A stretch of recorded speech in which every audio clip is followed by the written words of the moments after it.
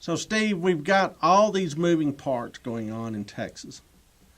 And now all of a sudden there's yet another axis that's introducing a new spin into the mix. So we have Gomez Farias, who's the vice president appointed by Santa Anna, and he's a puro federalist. He's the real deal. Yeah, he runs for president and is elected as a federalist.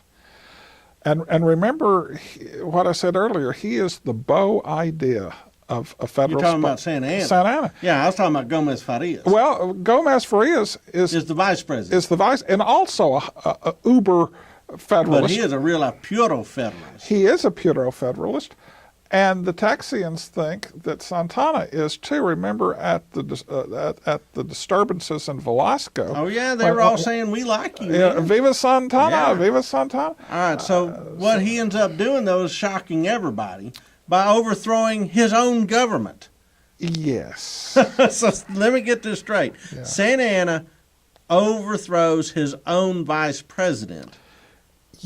Yes, because he's gone too far. He's too puro. So here's the question I have for you. Okay. And this, whenever I teach a course on Mexican history, I always ask, who is the George Washington of Mexico? Well, it's not Antonio Lopez de Santana. And that's the question is, gosh, that's kind of a head scratcher for a lot of people. Yeah. And so is Santana a patriot or an opportunist? What is he doing here? Well, to which Antonio Lopez Santana would have said, well, gee, Don, does it need to be either or? Well, that's true. Maybe he is an opportunistic patriot. I think he saw himself in that light. Wow. And another thing, I mean, today, in the 21st century, opportunist has become a pejorative term. Well, sure. In the 19th century, if you had said, Don, you're a real opportunist, you would have said, why, thank you. Because isn't that what people should do when there's an opportunity? Shouldn't they seize it? Okay, I can see that. Yeah.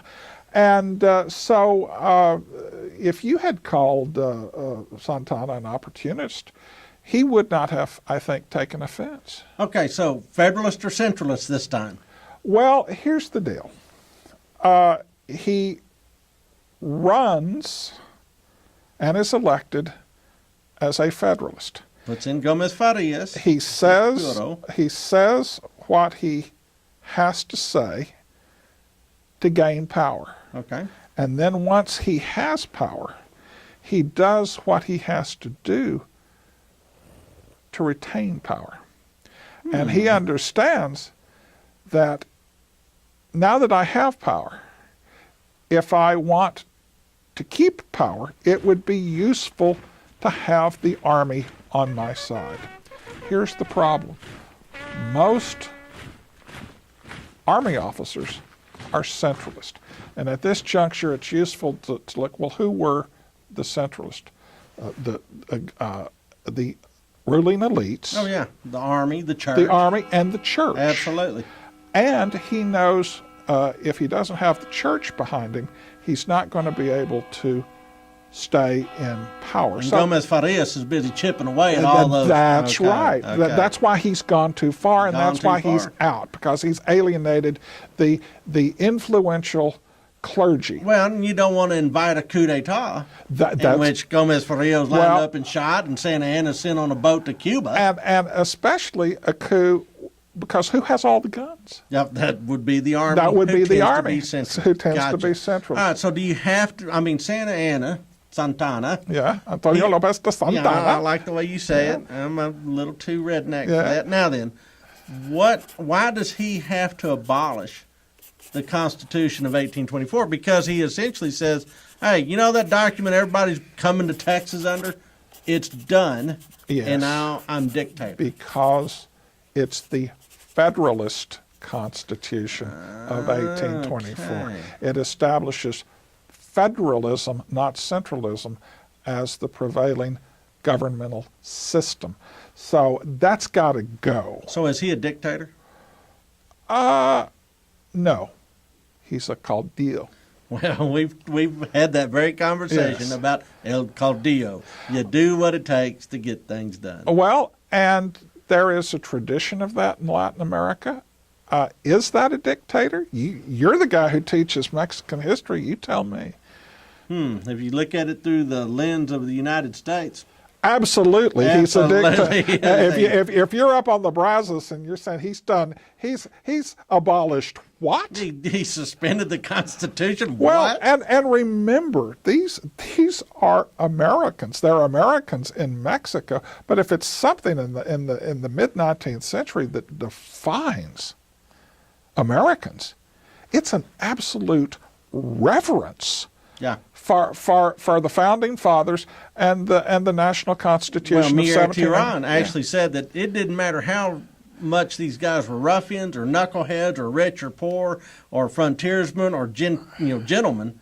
Every one of them carried their Constitution around in their pocket. in their pockets, right? Yeah, okay. And that's one of the things that frustrates the Mexican authorities, because I said, can't you guys just do what you're told? Does everything have to be an argument? Does everything have to be a debate?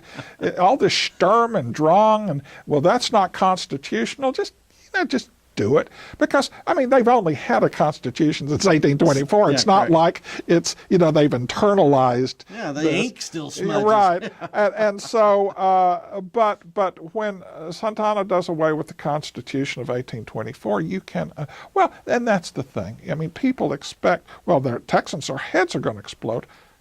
They don't. In fact, they are completely insouciant, because for the most part, Anglos who come to Texas have not come to Texas to involve themselves in the internal Mexican They're not politics. Federalist or Centralist. They're Americans. And they're opportunists. And they're opportunists. Okay. They have come to Texas to raise cotton, to raise cattle, to raise children, and Mexico City is a long way away, and they're doing things the way they've always done them in the United States.